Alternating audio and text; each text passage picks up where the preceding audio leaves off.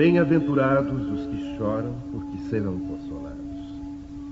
Bem-aventurados os que têm fome e sede de justiça, porque serão fartos. Bem-aventurados os que padecem perseguição por amor da justiça, porque deles é o reino dos céus. Bem-aventurados vós, os pobres, porque vosso é o reino de Deus. Bem-aventurados os que agora tendes fome, porque sereis fartos.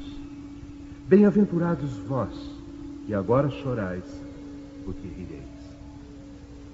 Mas ai de vós, ricos, porque tendes no mundo a vossa consolação. Ai de vós, os que estáis fartos, porque tereis fome. Ai de vós, os que agora rides, porque gemereis e chorareis.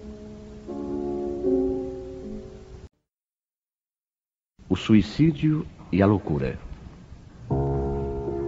A calma e a resignação adquiridas na maneira de encarar a vida terrena e a fé no futuro dão ao espírito uma serenidade que é o melhor preservativo da loucura e do suicídio. Com efeito, a maior parte dos casos de loucura são provocados pelas vicissitudes que o homem não tem forças de suportar.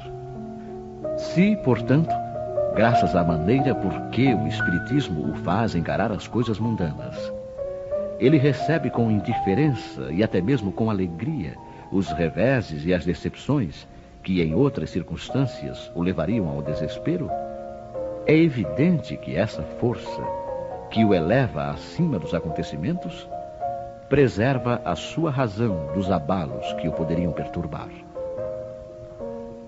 O mesmo se dá com o suicídio. Se excetuarmos os que se verificam por força da embriaguez e da loucura, e que podemos chamar de inconscientes, é certo que, sejam quais forem os motivos particulares, a causa geral é sempre o descontentamento. Ora, aquele que está certo de ser infeliz apenas um dia e de se encontrar melhor nos dias seguintes, facilmente adquire paciência. Ele só se desespera se não vir um termo para os seus sofrimentos. E o que é a vida humana em relação à eternidade, se não bem menos que um dia? Mas aquele que não crê na eternidade, que pensa tudo acabar com a vida, que se deixa abater pelo desgosto e o infortúnio, só vê na morte o fim dos seus pesares. Nada esperando, acha muito natural, muito lógico mesmo, abreviar as suas misérias pelo suicídio. A incredulidade, a simples dúvida quanto ao futuro, as ideias materialistas, em uma palavra, são os maiores incentivadores do suicídio. Elas produzem a frouxidão moral. Quando vemos, pois, homens de ciência que se apoiam na autoridade do seu saber para quererem provar aos ouvintes ou aos leitores que eles nada têm a esperar depois da morte, não os vemos tentando convencê-los de que, se são infelizes, o melhor que podem fazer é matar-se? Que poderiam dizer para afastá-los dessa ideia? Que compensação poderão oferecer-lhes? Que esperanças poderão propor-lhes? Nada além do nada. De onde é forçoso concluir que, se o nada é o único remédio heróico, a única perspectiva possível, mais vale atirar-se logo a ele do que deixar para mais tarde, aumentando assim o sofrimento. A propagação das ideias materialistas é, portanto, o veneno que inocula em muitos a ideia do suicídio. E os que se fazem seus apóstolos assumem uma terrível responsabilidade. Com o Espiritismo, não sendo mais permitida a dúvida, modifica-se a visão da vida.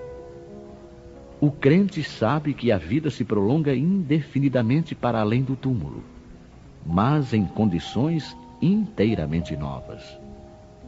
Daí a paciência e a resignação que muito naturalmente afastam a ideia do suicídio. Daí, numa palavra, a coragem moral. O Espiritismo tem ainda, a esse respeito, outro resultado igualmente positivo e talvez mais decisivo. Ele nos mostra os próprios suicidas revelando a sua situação infeliz e prova que ninguém pode violar impunemente a lei de Deus, que proíbe ao homem abreviar a sua vida. Entre os suicidas, o sofrimento temporário em lugar do eterno, nem por isso é menos terrível, e sua natureza dá o que pensar a quem quer que seja tentado a deixar este mundo antes da ordem de Deus.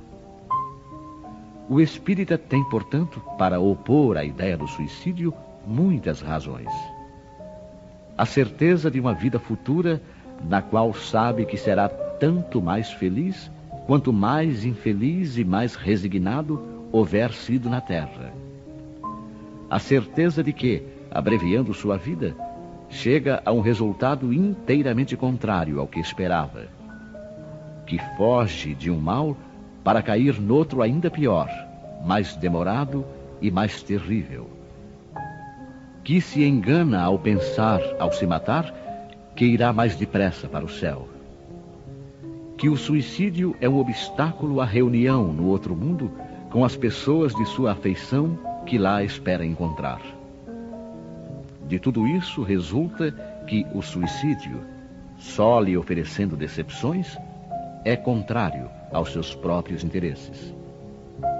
Por isso, o número de suicídios que o Espiritismo impede é considerável. E podemos concluir que, quando todos forem espíritas, não haverá mais suicídios conscientes. Comparando, pois, os resultados das doutrinas materialista e espírita, sob o ponto de vista do suicídio, vemos que a lógica de uma conduz a ele, enquanto a lógica de outra o evita, o que é confirmado pela experiência.